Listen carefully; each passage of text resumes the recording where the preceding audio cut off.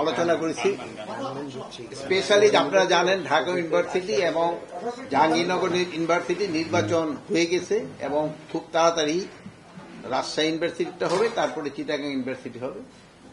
আমরা তাদের সাথে আলাপ করছি। আপনারা জানেন তারা হলো দেশের সবচেয়ে উচ্চ শিক্ষায় শিক্ষিত, দেশে না বিদেশেও যদি ধরেন, এবং যারা ভোট দিচ্ছে তারাও কিন্তু উচ্চ শিক্ষিত। তাদের এক্সপিরিয়েন্সটি কিন্তু আমরা এখানে শেয়ার করলাম।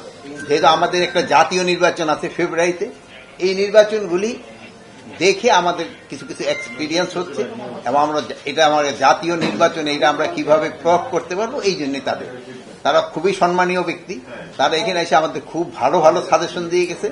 ওই সাজেশনগুলি আমরা ভবিষ্যতে কাজে লাগাবো এবং তারা নিজেদের ভিতরে আলোচনা করায় তাদেরও একটা উপকার হয়েছে।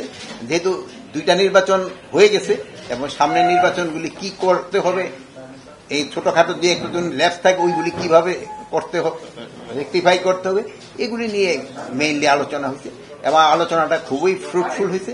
এবং যেহেতু উচ্চ শিক্ষায় শিখেছে, শুধু দেশ না বিদেশে, এবং তারা স্বনামধন্য লোক, তাদের থেকে আমরা কিন্তু অনেক উপকৃত হয়েছি।